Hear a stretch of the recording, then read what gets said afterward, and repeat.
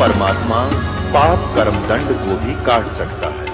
अभी तक जिस भी संत व महापुरुष से मिले उन्होंने यही बताया कि पाप कर्म फल भोगने से ही समाप्त होगा। वो प्रभु कौन है जो पाप कर्म को काट देता है, वो काल के बंधन से छुड़वा देता है। उसका क्या नाम है, पूजा की विधि क्या है? कृपया अवश्य सुनिए जगत गुरु तत्वदर्शी संत रामपाल जी महाराज के अमृत वचन। तो भस्मागिरी फिर भस्मासुर कहलाया वो, जब उसने ऐसे दुष्ट कर्म किए। वो तमोगुण शिव का उपासक था। फिर हिरण्यकशिपु ब्रह्मा रजगुण का उपासक था। उसने अपने पुत्र के साथ ही कैसे जुल्म गुजार दिए, भगवान की भक्ति बंद करा दी, आप भगवान बन बैठा। ये राक्षस स्वभाव को धारण किए हुए मनुष्यों में नीच दूषित कर्म करने वाले मूर्ख, ये हिरण्यकशिपु ब्रह्मा का उपासक, रजगुण ब्रह्मा का उपासक था। और तमोगुण और सतोगुण विष्णु के उपासकों की क्रिया कहानी सुनाते हैं कि एक बार कुंभ का मेला भरा था। हर पैड़ी हरिद्वार में, हर की पैड़ियों पे हरिद्वार में, वहाँ पर नागा, गिरी, पुरी, कनपाड़े और ये सभी जो तमोगुण शिव के उपासक थे, ये वहाँ पहुँच गए अलग अलग अपने ग्रुप में। और वैष्णव साधु जो विष्णु जी के उपासक हैं वो भी पहुँच गए, लाखों की, हजारों, कई हजारों की संख्या में स्नान करने के लिए अपने अपने ग्रुप में चलते हैं। ये सबसे पहले नागा चले गए हर पैड़ियों, हर की पैड़ी पे, और वहाँ पीछे से ये विष्णु जी के उपासक वैष्णु आ गए, सतोगुण के उपासक। वैष्णु साधुओं ने, विष्णु जी के साधुओं ने कहा कि नागाओ तुम बाद में स्नान करना, हम पहले स्नान करेंगे, हम सर्वश्रेष्ठ हैं, हम विष्णु जी के उपासक हैं। नागाओं ने कहा नहीं, हम सर्वश्रेष्ठ हैं, हम त्यागी और बैरागी हैं, हम निवस्त्र रहते हैं, हमने किसी चीज की इच्छा नहीं है और हम ही श्रेष्ठ हैं।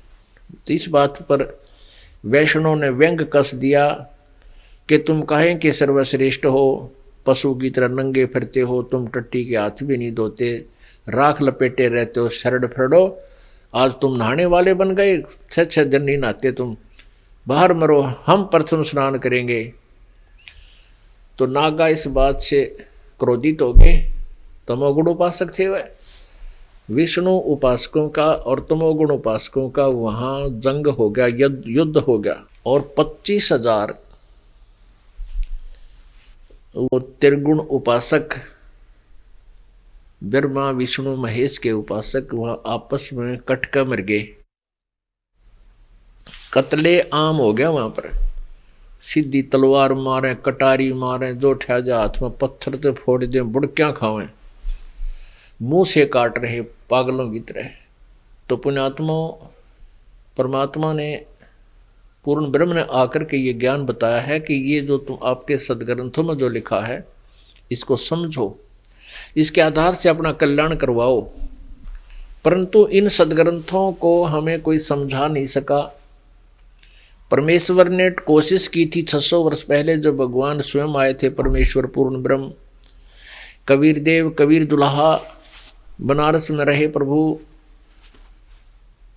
उस समय इन अज्ञानी ऋषि महर्षि जो संस्कृत भाषा को जानते थे, इन्होंने परमात्मा के ज्ञान को हम तक नहीं आने दिया और ये कहकर परमात्मा को नकार दिया कि ये अशिक्षित है, अक्षर ज्ञान नहीं है, ये झूठ बोलता है जुलाहा, ये वेदों और गीता के विरुद्ध ज्ञान प्रचार करता है।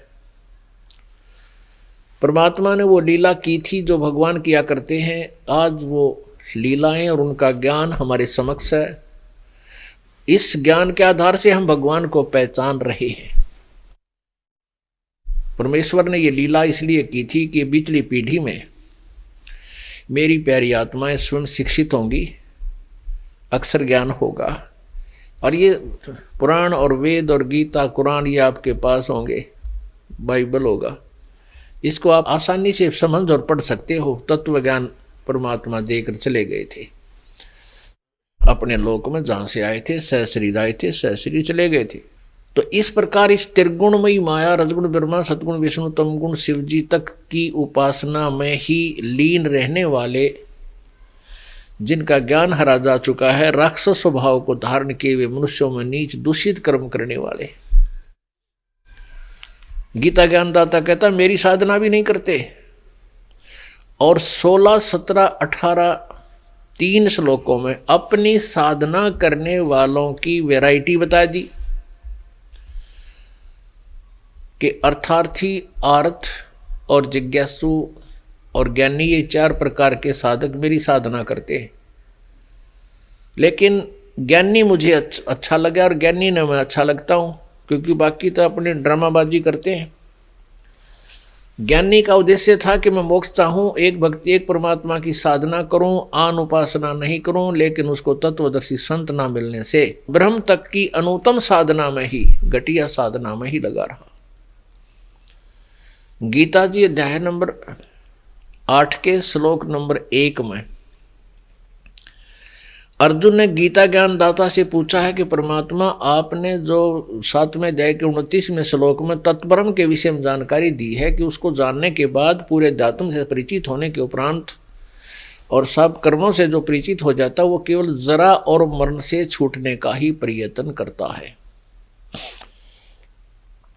जो जरा और मरण से छूटने के प्रयत्न करते हैं, मेरे ज्ञान पर आधारित होकर वे उस तत्ब्रह्म को जानते हैं, पूरे अध्यात्म ज्ञान को जानते हैं और पूरे कर्मों से परिचित है। तो अर्जुन ने कहा वो किम तत्ब्रह्म, 8वें अध्याय के प्रथम श्लोक में पूछा कि वो तत्ब्रह्म क्या है। 8वें अध्याय के 3रे श्लोक में गीता ज्ञानदाता ने कहा कि वो परम अक्षर ब्रह्म है, जो गीता ज्ञानदाता से अलग है और वो सर्वश्रेष्ठ प्रभु है। तो उस परम अक्षर ब्रह्म की साधना करने से पूर्ण मोक्ष होता है।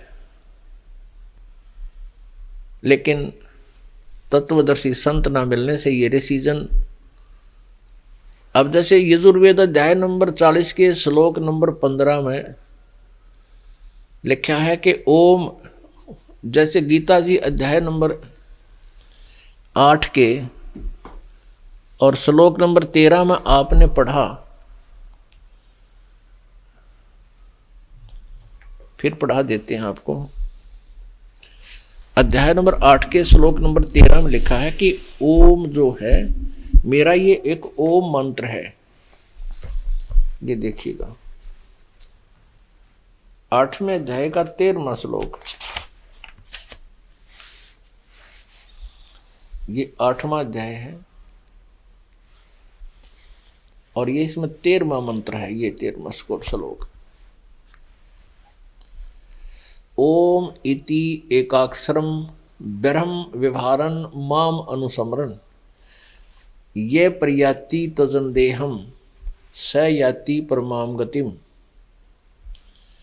अब ये क्या कहता है, माम ब्रह्म, मुझ ब्रह्म का, ओम इति एकाक्षरम, ओम यह एक अक्षर है बस, और विहारन माने उच्चारण करके, अनुसमन माने श्रवण करता हुआ, उच्चारण करता हुआ, सुमन करता हुआ, यह प्रयाति तदंदेहम जो शरीर छोड़कर जाता है, तजन देहम देह शरीर छोड़कर जाता हुआ जाप करता है, स याति परमाम गतिम, वह इस ओम नाम से मिलने वाली गति को प्राप्त करता है। अब ओम, अब आपको यजुर्वेद दिखाते हैं, देखिएगा। अब ये यजुर्वेद है,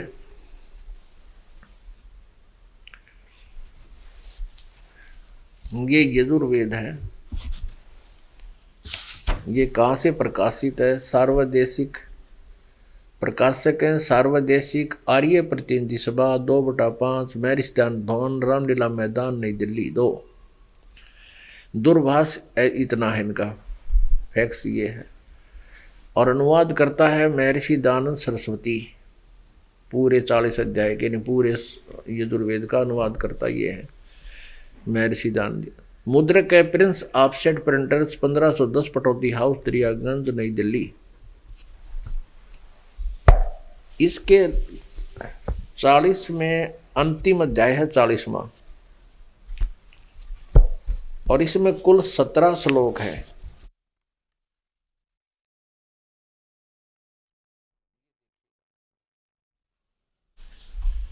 यजुर्वेद भाषा भाष्य और चतुवारिश अध्याय 40वां, चतुवारिश, और यहाँ ये 15वां श्लोक है।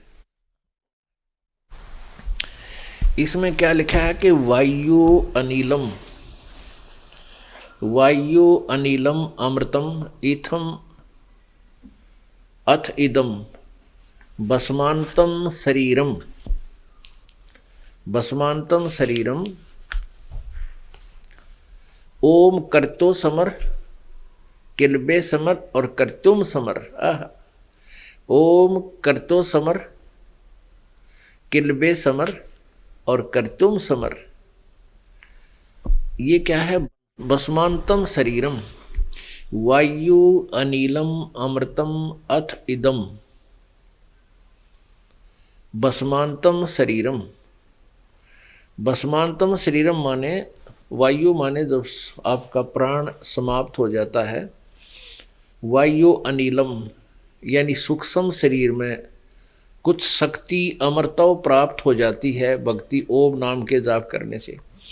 और भस्मांतम शरीरम, शरीर छोड़कर जाते समय तक ओम करतो समर, ओम नाम का जाप करतो समर किलवे समर और करतुम समर, ओम नाम का जाप अंतिम श्वास तक, यानी शरीर छूटे तब तक ओम नाम का जाप करते रहना। कैसे करते रहना?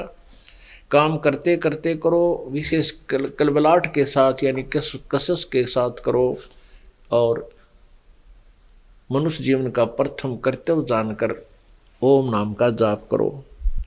ये तो है ब्रह्म तक की साधना का, लेकिन इस अनुवादकर्ता ने भी इसका कैसे अनुवाद किया? हे कर्म करने वाले जीव, कर्तो माने कर्म करने वाले, इसका अर्थ है ओम नाम का जाप काम करते करते सिमरण करो। इसका अर्थ इसने कर दिया हे कर्तो माने कर्म करने वाले जीव, तू शरीर छूटते समय ओम, ये ओम अक्षर है, इस नाम वाच्य ईश्वर को, देखो अनुवाद करता कितना विचलित है।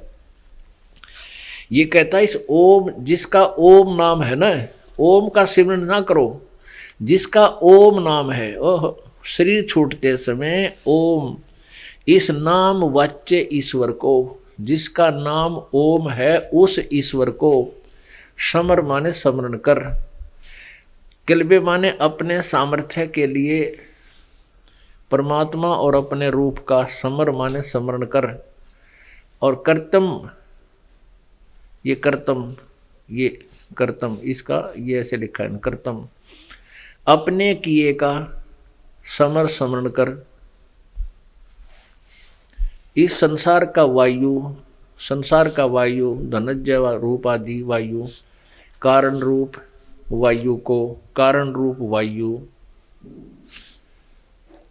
कारण रूप वायु को, कारण रूप वायु अमृतम अविनाशी कारण को धारण करता है। अथ इसके अनंतर इदम माने यह है, शरीरम माने नष्ट होने वाला मुख, सुखादि का आश्रय शरीर, भस्मांतम अंत में भस्म होने वाला, ऐसा जानो। अब इसने कहेगा बेरा था को नहीं, एंड वेंड ठोक्या करता। अब इसने लिखा है कि जिसका ओम नाम है ना उसका स्मरण करो, और ये कहता ओम करतो समर। संस्कृत स्पष्ट बता रही है, आप 6ठी 7वीं 8वीं का बालक भी इसको समझ सकता है, और वैसे भी किसी ने अक्षर ज्ञान है वो भी समझ सकता है। इस तत्व ज्ञान की कुंजित है, चाबी से खुला जाता है। ओम वायु अनिलम अमृतम अथिदम भस्मांतम शरीरम, अथ माने प्रारंभ होता है, पर आखिर से लेकर अंत तक जो इस और शरीर छूटते समय तक ओम नाम का जाप करता, काम करते करते सिमरण करो, विशेष कसक के साथ सिमरण करो ओम का जाप, और अपना मुख्य कर्तव्य समझकर मनुष्य जीवन का इसका सिमरण करो। तो वायु अनिलम अमृतम, ये जो प्राणों से हमारा शरीर जो है ये प्राणों का संग्रह है, जो सूक्ष्म शरीर है। तो वो जो प्राणी है वो जीव तुम्हारा कुछ अमृतम यानी कुछ ओम नाम से मिलने वाली जितनी स्टेबिलिटी है वो प्राप्त हो जाएगी। अंतिम भस्मांतम शरीरम, शरीर के अंत होने तक, भस्म होने तक, भस्म जब होता है, नाश होता, तब तक शरीर में ओम नाम का जाप करते रहो विशेष कष्ट के साथ। अब ये तो है ब्रह्म की साधना। अनाड़ी इन ऋषियों ने ये नहीं देखा कि 17वें श्लोक में और भी लिखा है कुछ। वेद ज्ञान दाता ब्रह्म है और ये अपना तो बता रहा है कि मेरा तो ओम मंत्र है, मेरा ये ओम मंत्र है। 15वें में मेरा तो ओम मंत्र है, और यहां ये कह रहा है 17वें में ये लास्ट मंत्र है, यजुर्वेद का अंतिम मंत्र है, अंतिम अध्याय का 17वां। इसमें क्या कहा कि हिरमेन पात्रेण सत्य अपहितम मुखम, ये असौ आदित्य पुरुष, असौ स अहम, स असौ अहम ओम खम ब्रह्म। इसने क्या लिखा, हे मनुष्यो, जिस अनुवाद करता, जिस ज्योति स्वरूप रक्षक मुझसे, ये ज्योति स्वरूपता काल है, मुझसे अविनाशी यथार्थ कारण के आच्छादित मुख के तुल्य उत्तम अंग का प्रकाश किया जाता है, मुख के तुल्य उत्तम अंग का प्रकाश किया जाता है। जो, अब देखो, जो वह प्राण व सूर्य मंडल में पूर्ण परमात्मा है। ओहो, गीत वेद ज्ञान दाता अपना तो अलग बता रहा है कि मैं तो ज्योत स्वरूपी निरंजन हूं। अरे मैं सच्ची बताऊं हूं कि जो वह प्राण व सूर्य मंडल में, यानी ऊपर सतलोक में, सूर्य मंडल नहीं है ये, वो तेजों में लोक में पूर्ण परमात्मा है, वह तो प्रोक्ष रूप है, वो तो गुप्त है, वह प्रोक्ष रूप है। वो जैसे संसार रूपी वृक्ष की जड़ है वो गुप्त है, और बाहर जो विजिबल है वो तना से अक्षर पुरुष, क्षर पुरुष और ब्रह्मा विष्णु महेश तक वो बाहर दिखाई देते हैं। वह प्रोक्ष रूप है, वह गुप्त है। और अहम मैं ब्रह्म, अहम मैं आकाश के तुल्य व्यापक खम्भ, खम्भ का अर्थ होता है स्वर्ग भी होता है खम्भ, खम्भ का अर्थ जो है अंतरिक्ष भी होता है। तो ये कहता मैं आकाश के तुल्य, मैं खम्भ अंतरिक्ष में, मैं ब्रह्म, अहम खम ब्रह्म, मैं ब्रह्म अंतरिक्ष में हूं, और अधिक सबसे गुण कर्म करके अधिक हूं, सबका ओम, सबका रक्षक जो मैं, उसका ओम ऐसा नाम जानो। देखो अब ये क्या बताता है कि इसमें सीधा सा दिया है कि वो परमात्मा तो गुप्त है, वो जैसे संसार का मनुष्य का मुख होता है सबसे कीमती ऊपर, और ऐसे ही वो जड़ है सबसे ऊपर। तो ये असौ आदित्य पुरुष है, यह सह आदित्य पुरुष है, सह असौ अहम ओम खम ब्रह्म। अब ये क्या कहता है कि वो परमात्मा तो गुप्त है ऊपर, और मैं अहम, ये अहम अलग है, जैसे यहां है ना अहम, असौ ये अलग हो गया इससे, असौ और अहम, ये लास्ट वाला अहम, इस अहम। तो ये कहता है कि अहम माने मैं, तो यहां मैं अंतरिक्ष में रहता हूं, मैं ब्रह्म हूं, और ओम मेरा नाम है, और वो परमात्मा गुप्त है। उसके लिए इसी 40वें अध्याय के, इस 40वें अध्याय के 10 से लेकर अब ये 40वें अध्याय का और 10वां मंत्र है। 40वें अध्याय का 10वां मंत्र, इसका अनुवाद कैसे किया इन्होंने, हे मनुष्यों, जैसे हम लोग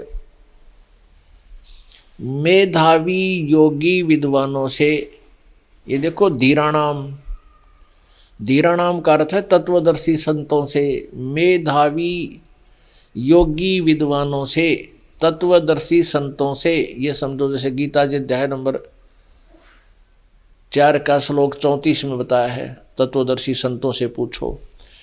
हे मनुष्यों, जैसे हम लोग मेधावी योगी विद्वानों से जो वचन सुरसुम सुनते हैं, ये वेद ज्ञान दाता कहता है कि मेरे से अलग कोई और सर्वश्रेष्ठ ज्ञान युक्त विद्वान संत, तत्वदर्शी संत हैं, जो वे लोग हमारे प्रति व्याख्यान पूर्वक कहते हैं वे लोग संयोग जन्य कर्मों से और ही कार्य का फल व फल कहते संपन्न उत्पन्न नहीं होने वाले कारण से अन्यात और आहु कहते हैं। इति, इस बात को तुम भी सुनो। अब इसका सीधा सा अर्थ है कि संभावत माने जन्म, जन्म होना, संभव माने उत्पन्न होना, संभवात माने जन्म होना, असंभवात माने उत्पन्न नहीं होना। इसका अर्थ यह है कि कोई तो कहता है भगवान उत्पन्न होता है किसी विशेष कारण से, माँ से जन्म लेता है, और कुछ कहते हैं कि उत्पन्न नहीं होता। कहते ये ज्ञान तो उन तत्वदर्शी संतों, धीराणा मेधावी योगी विद्वानों से जो वचन सुनते हैं, वे लोग हमारे प्रति व्याख्यान पूर्वक कहते हैं। वे लोग कुछ कहते हैं कि जन्म लेता है, कुछ कहते हैं जन्म नहीं लेता, तो वो दोनों प्रकार की व्याख्या को ढंग से बताते हैं, वो तत्वदर्शी संत हैं। और फिर बताते हैं कि अब इसमें 13वें श्लोक में फिर कहा है 40वें अध्याय के, इसमें क्या कहा कि जो हे मनुष्यों, जो विद्वान लोग यानी तत्वदर्शी संत हमारे लिए व्याख्या पूर्वक कहते हैं पूर्वोक्त विद्या का, यानी पहले श्लोक में मंत्रों में कहा गया है कि जिसने अक्षर ज्ञान हो गया वो तो विद्वान मान लेते हैं, जिसको अक्षर ज्ञान नहीं है वो विद्वान नहीं कहलाता। लेकिन विद्वान और अविद्वान की जानकारी भी तत्वदर्शी संत बताएंगे। उपरोक्त विद्या का अन्य ही कार्य व फल कहते हैं। अविद्या यानी जो जिन विद्या नहीं है, अक्षर नहीं है, पूर्व मंत्र के प्रतिपादन की अविद्या का अन्य ही फल कहते हैं। इस प्रकार उन धीराणाम यानी आत्मज्ञानी विद्वानों से, धीराणाम माने तत्वदर्शी संतों से, तत्वज्ञानी विद्वानों से उस वचन को हम लोग सुनते हैं, ऐसा जानो। अपनात्मा पवित्र श्रीमद् भगवत गीता पवित्र चारों वेदों का सारांश है।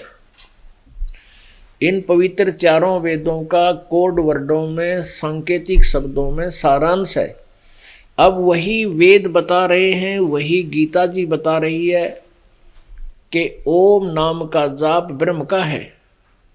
और उससे अलग 8वें अध्याय के प्रथम मंत्र में पूछा जब अर्जुन ने बताया कि 8वें अध्याय के 3रे श्लोक में बताया कि वो परम अक्षर ब्रह्म है, जिसको जानने के बाद प्राणी यहाँ की किसी वस्तु की डिमांड नहीं करता, अपना कल्याण ही चाहता है, मोक्ष चाहता है, मोक्ष की डिमांड करता है। इसलिए गीता ज्ञान दाता ने गीता अध्याय नंबर 18 के श्लोक नंबर 62 में कहा कि अर्जुन तू सर्वभाव से उस परम अक्षर ब्रह्म, उस परमेश्वर की शरण में जा जिसकी कृपा से तू परम शांति और शाश्वतम स्थानम, सदा रहने वाले अविनाशी स्थान को, सनातन परम धाम को प्राप्त होगा। तेरी फिर जन्म मृत्यु कभी नहीं होगी। अपनात्माओं, इन ऋषि महर्षियों ने, ज्ञानियों ने वेदों को पढ़ा, इतना विवेक अवश्य हो गया कि एक ही प्रभु की साधना से जीव का कल्याण होता है, आन उपासनाओं से नहीं। तो उनको तत्वदर्शी संत ना मिलने से, जबकि संकेत कर रहे हैं वेद भी कि उस तत्वदर्शी संतों से पूछो, वो यथार्थ ज्ञान विधि बताओगे उस परम पिता परमात्मा की जो गुप्त है, जिसके बारे में जानकारी नहीं है, वेदों को भी नहीं है। जब चारों वेदों का जब अंत होता है उसमें लिख देते हैं नेति नेति नेति न इति। इसका अंत नहीं है, जो हमने बता दिया ये ज्ञान कंप्लीट नहीं है, इसका अंत नहीं हुआ है ज्ञान का। लेकिन हम जितना जानते हैं वो इस हमारे में जो वर्णन है वो इतना ही है, पर वो ये परमात्मा की महिमा और ज्ञान ये पूरा नहीं है। न इति, इसका अंत नहीं। न इति नेति नेति नेति नेति। अब परमात्मा भी कहते हैं जिस ज्ञान को हम लेकर आए उसको वेद नेति कहकर हारे, उसको वेद नेति नेति कहकर हार लिए, तब उस ज्ञान को हम लेकर आए। जहां से चारों वेदों का ज्ञान समाप्त होता है वहां परमात्मा कबीर जी का ज्ञान प्रारंभ होता है। अब ये ज्ञानी आत्मा अच्छी आत्मा थी, परमात्मा के लिए समर्पित थे। जैसा भी उन ऋषि महर्षि नकलियों से इनको ज्ञान हुआ, ओम नाम का जाप हठ योग करने लगे। हजारों वर्षों तक तपस्याएं करती, लाखों वर्षों का जीवन होता था पहले सतयुग में। हजारों वर्षों तक बिना कुछ खाए पिए कठिन साधना करते रहे, लेकिन तत्वदर्शी संत ना मिलने से इनका मोक्ष नहीं हुआ। ये भी इस ब्रह्म तक की गति में ओम नाम के जाप से साधक कहाँ जाता है? ब्रह्मलोक में जाता है। ब्रह्म की साधना करने वाला ब्रह्मलोक में, विष्णु जी की साधना करने वाला विष्णु जी के लोक में, शिव जी की साधना करने वाला शिव जी के लोक में, दुर्गा की साधना करने वाला दुर्गा जी के लोक में, ब्रह्मा की साधना करने वाला ब्रह्मा जी के लोक में, गणेश जी की साधना करने वाला गणेश जी के लोक में, वहाँ चले जाते हैं। वहाँ एक होटल बने हुए हैं। आप जी की पुण्य भक्ति और पुण्यों की कमाई के आधार से आपको वहाँ सब सुविधाएं फ्री मिलेंगी। जब आपका पुण्य समाप्त हो जाएगा आपको फिर ऐसे ही 83 लाख योनियों में धकेल दिया जाएगा। ब्रह्मा विष्णु महेश तक के स्वयं भी मृत्यु होती है। ब्रह्मा विष्णु महेश भी नासवान हैं, इनकी भी मृत्यु होती है। तो इनके लोकों में गए हुए प्राणी भी तुरंत ही इनसे भी शीघ्र पुण्य क्षीण होते ही पृथ्वी लोक पर आ जाते हैं, 83 लाख योनियों में भटकते रहते हैं। पुण्यात्मा, ये एक जटिल समस्या है। एकदम झटका लगता है नए व्यक्ति को कि ब्रह्मा विष्णु महेश को कैसे नासवान बता दिया। इसलिए ये कंसेप्ट क्लियर करना अति आवश्यक हो जाता है रह रहकर, ताकि पुण्यात्मा इस कुनीन को गटक सकें। श्रीमद् देवी भागवत यानी दुर्गा पुराण, शक्ति पुराण, ये गीता प्रेस गोरखपुर से प्रकाशित है।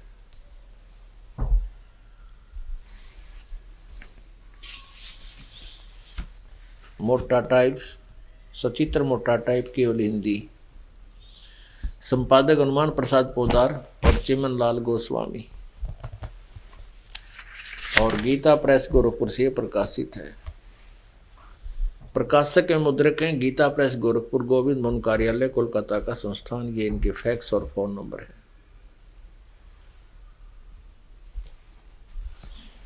इसके 123 पृष्ठ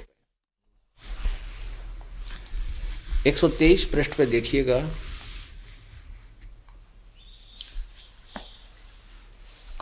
तीसरा स्कंद।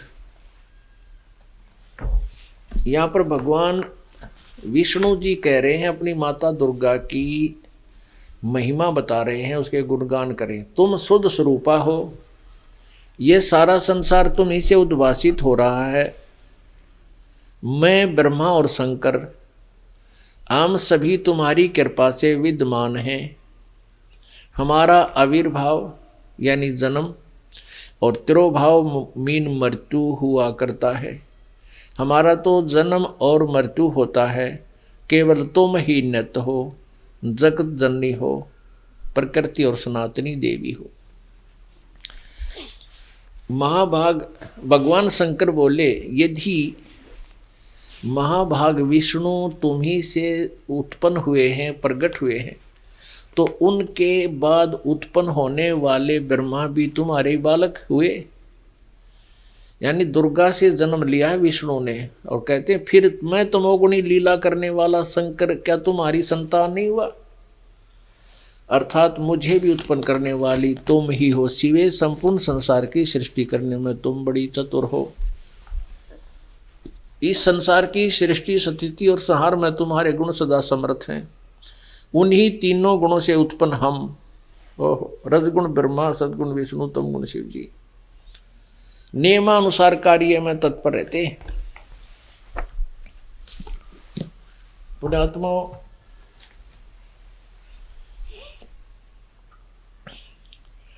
इस पवित्र सदग्रंथ देवी भागवत ने स्पष्ट कर दिया, 4 कंसेप्ट क्लियर कर दिए इन 5-7 पंक्तियों ने। एक तो ये कर दिया कि ब्रह्मा विष्णु महेश का जन्म मृत्यु होता है, ये अविनाशी नहीं है। दूसरा ये कर दिया कि दुर्गा इनकी माता है। तीसरा ये कर दिया कि रजगुण ब्रह्मा, सतगुण विष्णु, तमगुण शिव जी है। और चौथा ये कर दिया कि केवल ये वर्क डन ही दे सकते हैं जैसा जिसका कर्म है, जैसे कर्म करेगा वैसा ही ये फल दे सकते हैं। आपके प्रारब्ध में ये परिवर्तन नहीं कर सकते, ये नियमित काम ही कर सकते हैं। निमित्त में आपके भाग्य में जो लिखा वो आपको देते रहेंगे। दुख है तो दुख भी, और सुख है तो सुख भी, ये दोनों ही देंगे।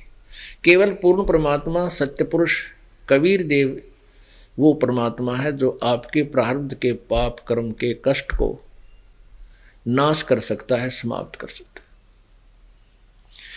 इसलिए ब्रह्म तक की साधना करने वाले के भी ज्यों के त्यों कर्म ही रहते हैं, जैसे करेगा वैसे ही भरेगा। अब आपने गीता जी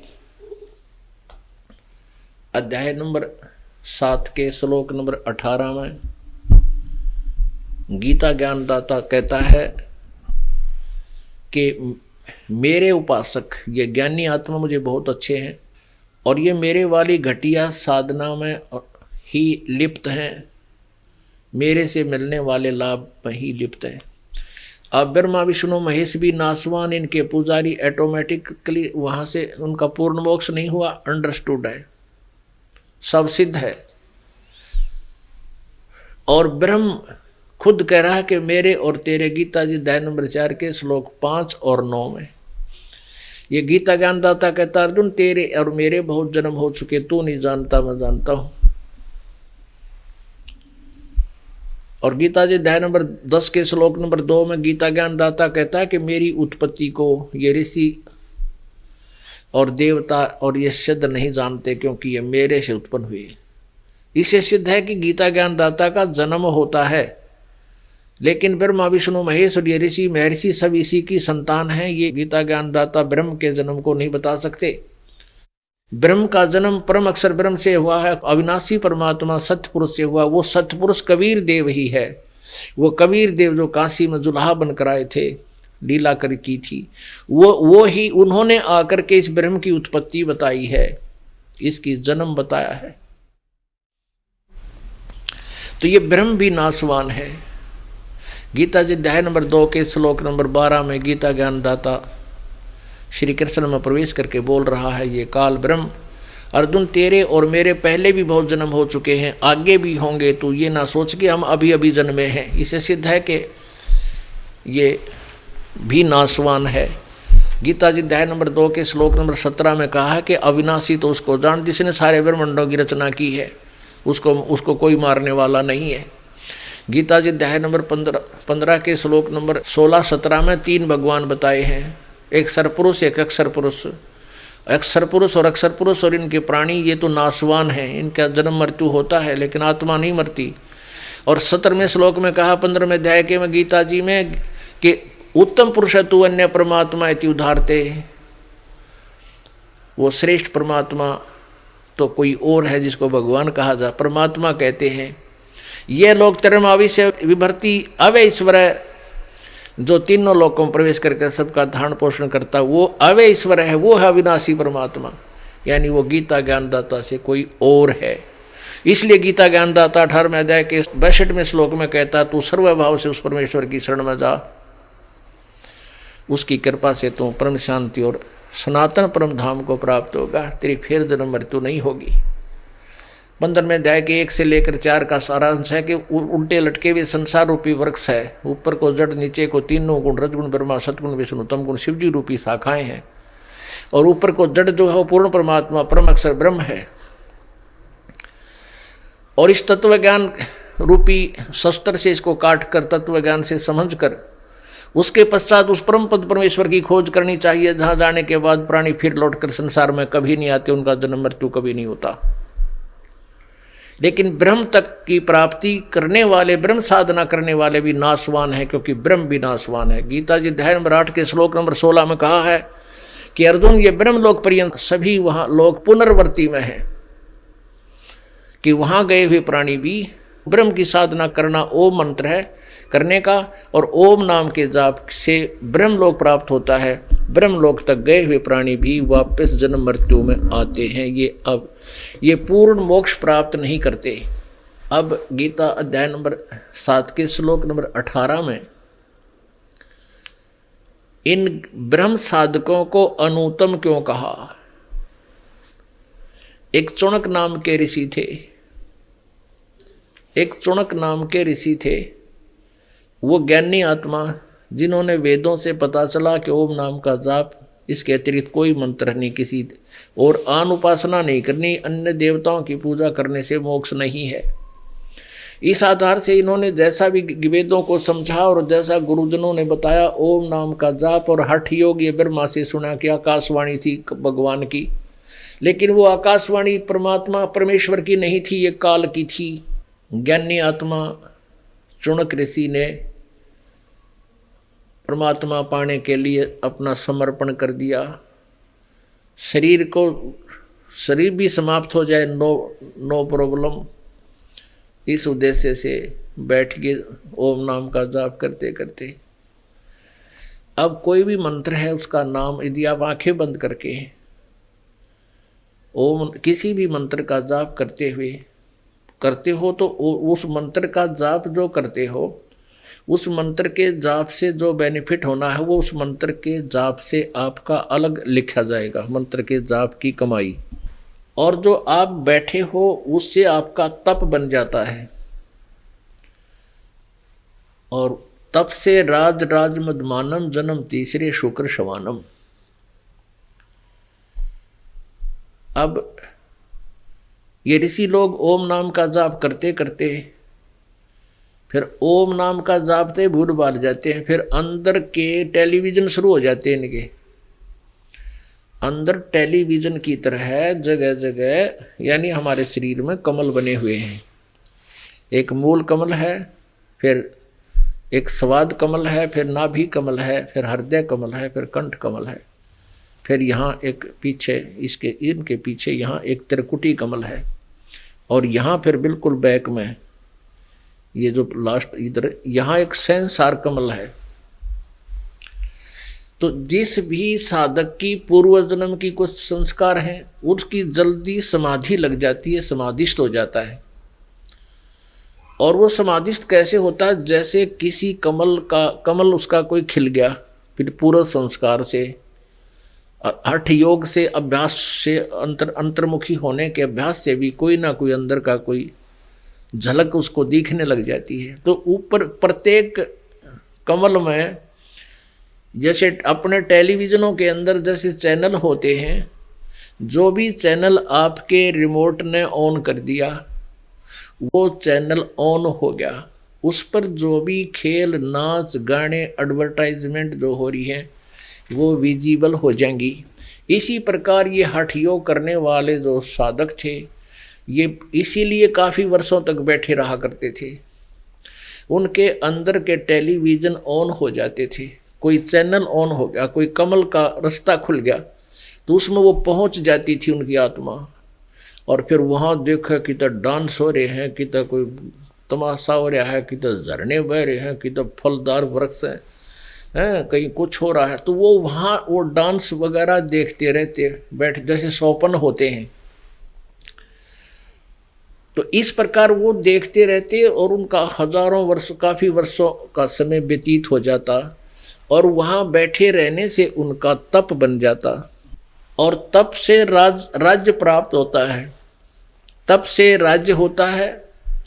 और कुछ मंत्रों से, जैसे जो वेदों के ज्ञाता है वो कुछ मंत्र भी याद होते हैं उनके, तो वो सारा कुछ ही प्रयोग करते रहते हैं, ओम नाम का जाप भी करते रहते हैं।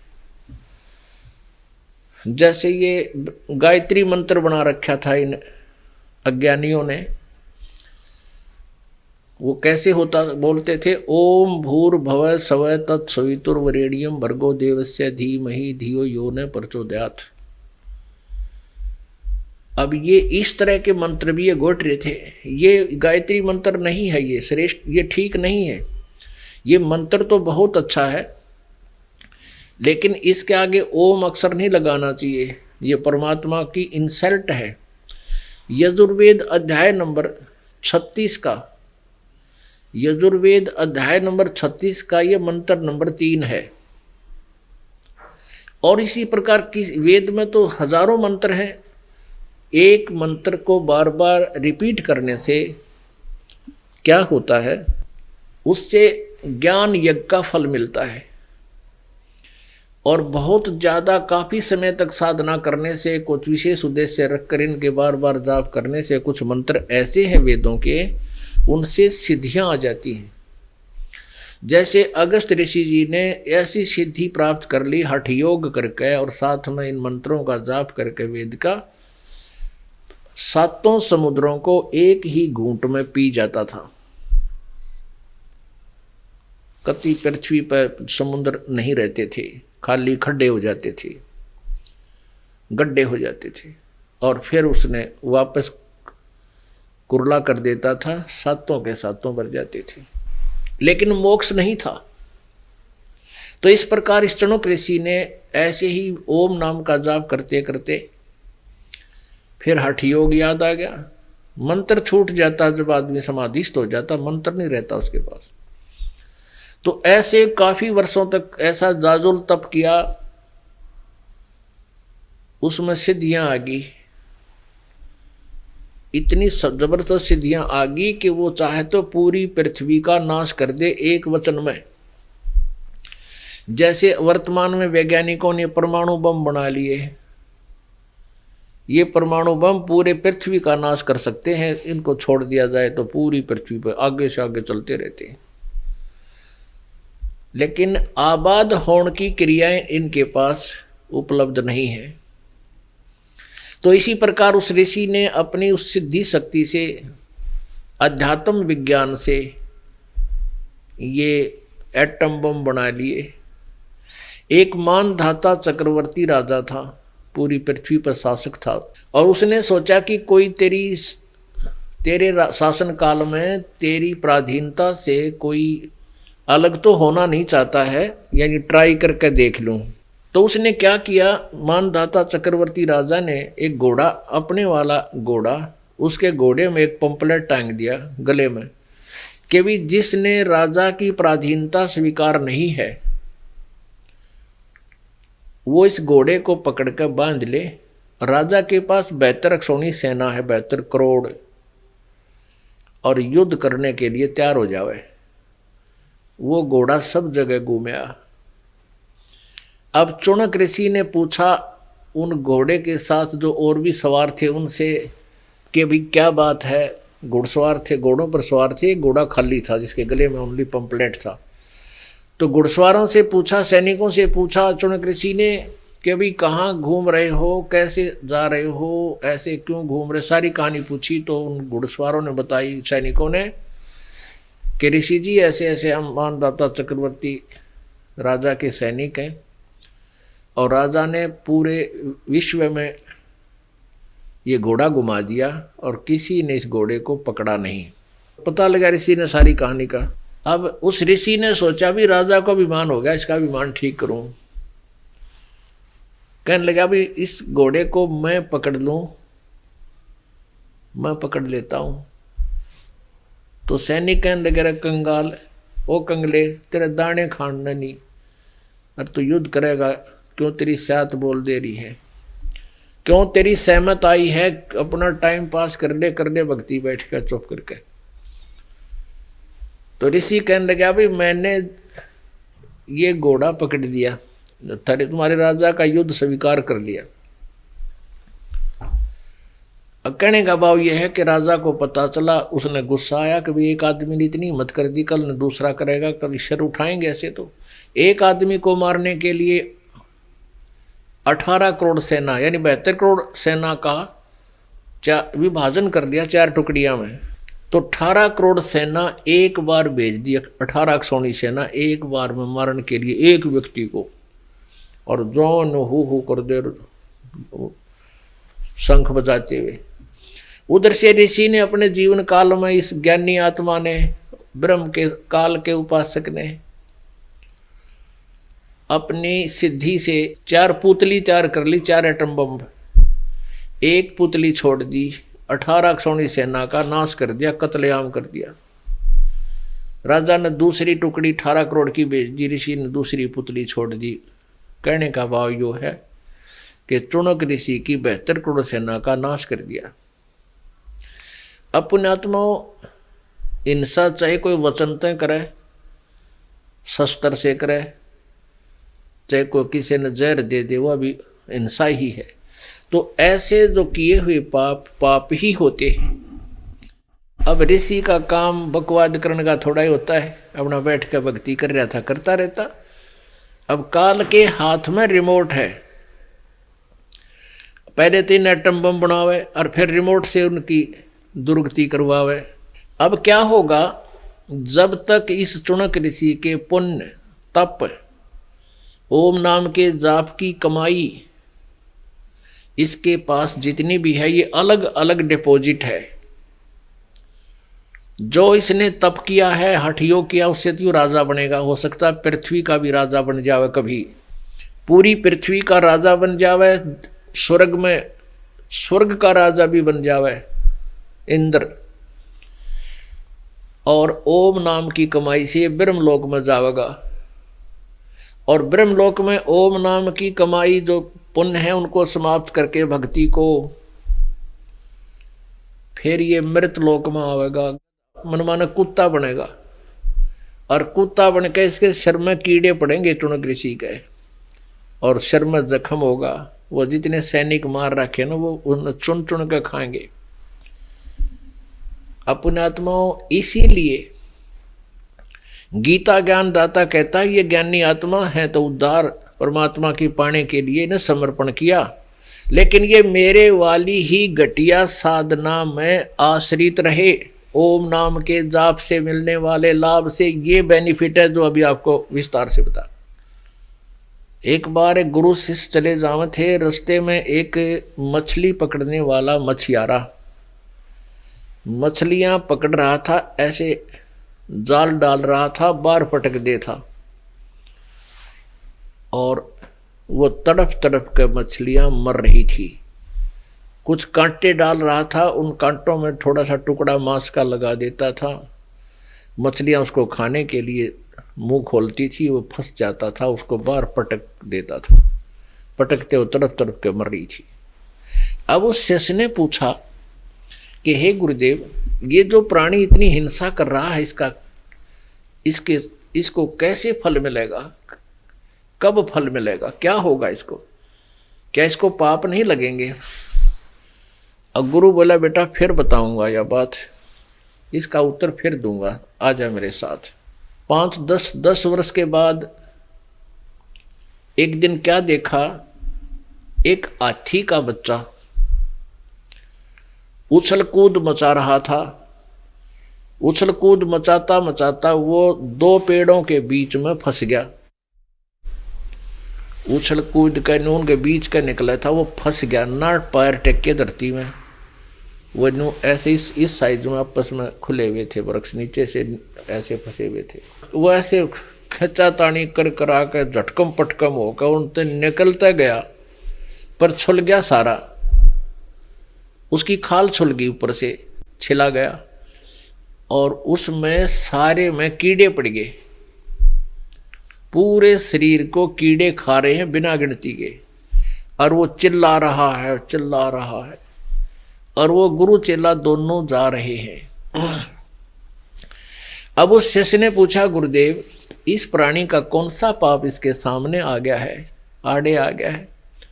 तब गुरुदेव ने बताया, बेटा ये वो मछियारा है जो मछलियों को मार रहा था, वो तड़प तड़प कर मर रही थी। ये हाथी का बच्चा जो है ये वो मछियारा व्यक्ति है, और ये जितने कीड़े हैं ना, ये सारी मच्छियां इसको नोच नोच कर खा रही है। तो पुण्यात्माओं, जैसा भी अब परमात्मा कबीर परमेश्वर की अमृतवाणी क्या कहती है, 72 अक्षौणी अक्षय करी, वो चुणक ऋषिश्वर एक, ये दे धारे जोरा फिर ये सभी काल के बेख। ओए होए, 72 अक्षौणी सेना का नाश कर दिया, अक्षय करी। वो चुणक ऋषिश्वर एक, ऋषिश्वर कहते हैं इस चुणक ऋषि के सामने दुर्वासा जैसी तोप भी, वशिष्ठ मुनि जैसे भी हाथ जोड़ के खड़े हुआ करते, इतने डरा करते, इसके पास इतनी सिद्धि थी। और परमात्मा ने कहा ये काल के भेख हैं, ये काल के साधक हैं, ये दे धारे मौत फिरे, जोरामीन मौत, ये दे धारे चलती फिरती ये मौत फिरे। ये ऋषि लोग, इन्हें ऋषि कहें, बोली श्रद्धालु लोग, और यह तब मौत फिरे है सीधी, दे धारे मौत फिरे, जोरा फिरे, ये सभी काल के भेख है। तो पुणात्मा इस प्रकार हमने रोग कटवाना चाहे थे, मीठी गोली खावे थे, किता कोई कथा सुन ली, किता छोटी मोटी कथाएं रामायण महाभारत की सुनकर हम अपना प्रसन्न थे, नहीं, ये है वो निर्णायक ज्ञान। अब परमात्मा की सत भक्ति ना करने वाले के संग में के दुर्गति होती है, कैसे वो साधक हैं, कैसे वो साधना करनी चाहिए। निर्वाण निरंजन चिन भैया दुखिदारी दर मोक्ष कर करता, निर्वाण निरंजन चिन भैया दुखदारी दर मोक्ष करे करता। निर्वाण निरंजन चिन भैया दुखदारी दर मोक्ष करे करता, गर्भवास मिटे निज नाम रटे क्यों युगन युगन चोले धरता। अब परमात्मा की ये सजीदानंद गण ब्रह्म की वाणी आपको सुनाते हैं, इसमें कितना निर्णायक ज्ञान दिया हुआ है। निर्वाण निरंजन चिन भैया दुख दारिद्र मोक्ष करे करता, कि तुम जो साधना करते हो जिस निरंजन की, निरंजन का अर्थ होता माया रहित प्रभु, लेकिन ये ज्योति निरंजन है, और वो निरंजन पूर्ण परमात्मा है, सत्य पुरुष है।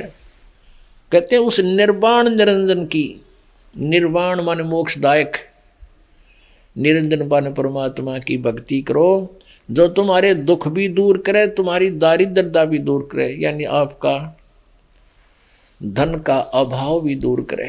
निर्वाण निरंजन चिन भैया दुख दारिद्र मोक्ष करे करता, निर्वाण निरंजन चिन भैया दुख दारिद्र मोक्ष करे करता, गर्भवास मिटे निज नाम रटे क्यों युगन युगन चोले धरता। चल थीर करूं अवगत नगरी, तू लख 84 क्यों फिरता।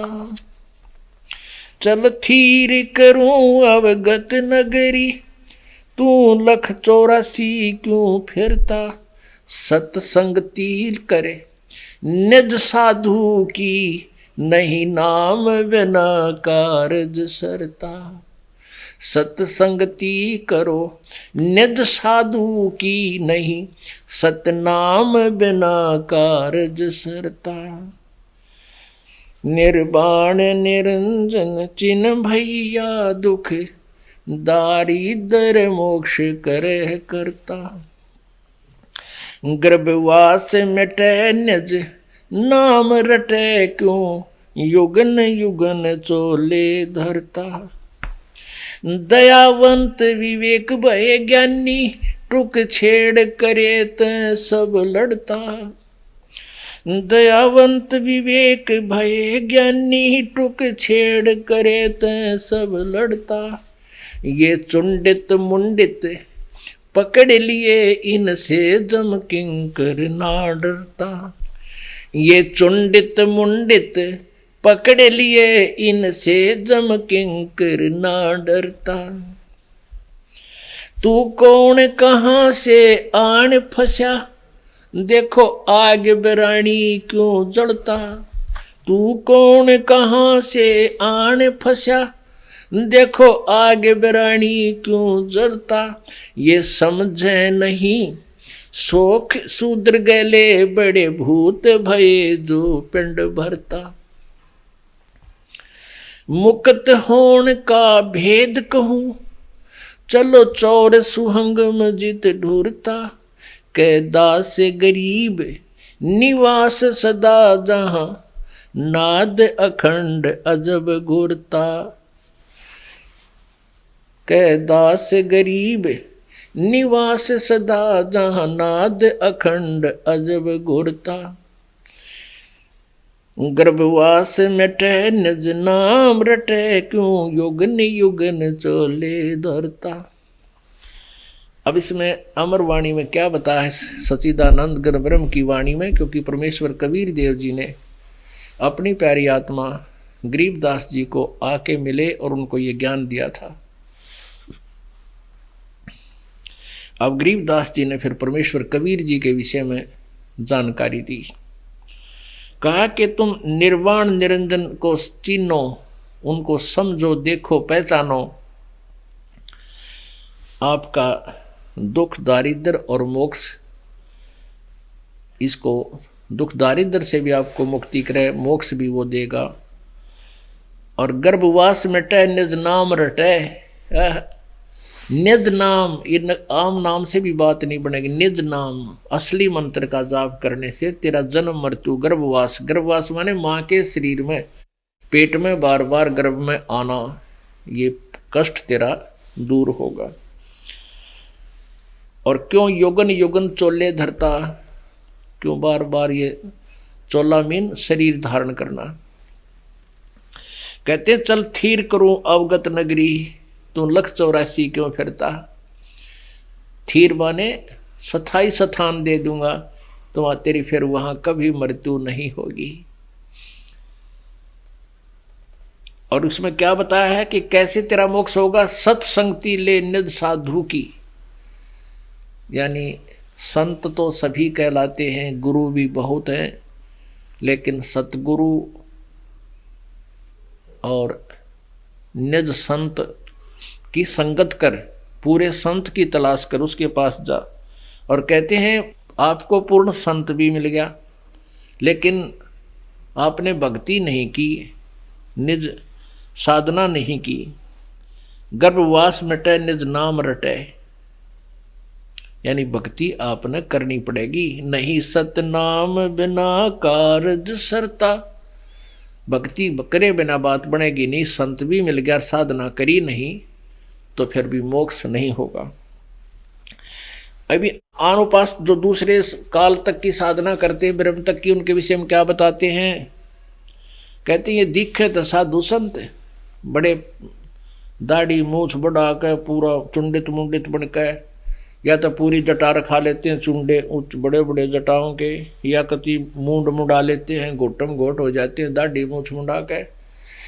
परमात्मा की वाणी बता रही है कि इनसे,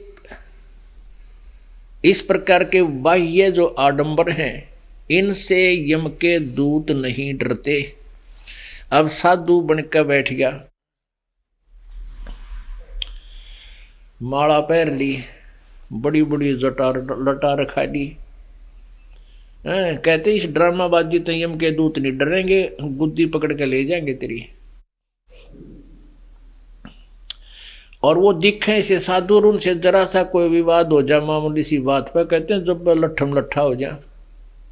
अभी आपको उदाहरण दिया था कुंभ के मेले पर हरिद्वार में, ये 25,000 विष्णु जी के सतोगुण के उपासक और तमोगुण उपासक नागा आपस में कट के मर गए। और दिखे थे बड़े साधु संत माला हाथ मारने चाले थे, कति वहां से आते आते भी माला हाथ में रखे थे। दयावंत विवेक भये ज्ञानी टोक छेड़ करे त सब लड़ता, ये चुंडित मुंडित पकड़ लिए इनसे जम किंकर ना डरता। अब क्या बताते हैं, कंठी माला सुमरणी ये सभी सिलसिला मेटे, कन फूका गुरुआ मिले जो जम मारी फेंट। कंठी माला सुमरणी ये पैरे से क्या हुए, ऊपर ढूंढा साध का तन अंतर रख्या खोए। परमात्मा ने कहा यह कंठी माला पैर ली, सुमरणी को गल में डालना, एक लोग दिखावा करना परमात्मा निषेध बता रहे हैं। कंठी माला सुमरणी ये पैरे से क्या हो, ऊपर दिखे संत है और भीतर रख्या खो। यानी अंदर भक्ति तो को नहीं, तेरा सतनाम की कमाई नहीं है, तो इसलिए बेशक तू ऊपर साध का डूंडा ठा रहा है, संत बना दिखा है, लेकिन यम के दूत जब आओगे तेरे से डरे नहीं गे। ये संसार के लोग तो बेशक अचक जाए साधु संत बैठे, पर वो तो अंदर की कमाई देखेंगे, तो उस दिन तेरी दुर्गति होगी। ऊपर ढूंढा साध का, ऊपर तक ढूंढा ठा रहा है, भगत पड़ा कति मौला साथ घाल रहा गल में है, और अंतर भीतर ते कति तन खोखा पड़ा है, खाली तरह भक्ति की कमाई है नहीं। कंठी माला सुमरणी ये टिक्का टुनमंटाल, और छापे तो छाती दिए या जम घाली गाल। आपने देखा होगा को अड़े मुँह पर भी ला रहे हैं, तलक छाती पर भी ला लें, किता किता टीके कर कर न्यू अंडे कति कच्चे कच्चे में। परमात्मा कहते हैं या तक काल ने तुम्हारा गाल गाल रखी है, तुम धक्के खाते फिर रहे हो, मूर्ख बना रखा तुम्हारे को। कंठी माला सुमरणी ये टिक्का टुनमन टाले, छापे तो छाती दिए ये जम घाली है गाल। कन फूका गुरुआ मेल ये जाने भावन भेद, जम के हलकारे फिर ये हाथों में लिए बेद। पुण्यात्माओं ये काल के दूत थे, काल के अलकारे थे, जम के अलकारे थे, जो वेदों ने सच्ची बताओ, वेद सही हैं, वेद तो सत्य हैं, और उसके विपरीत ज्ञान बताओ थे। ये काल के दूत थे। कनफूका गुरुआ मिल ये जाने भावन भेद, जम के हिलकारे फिर ये हाथों में लिए बेद।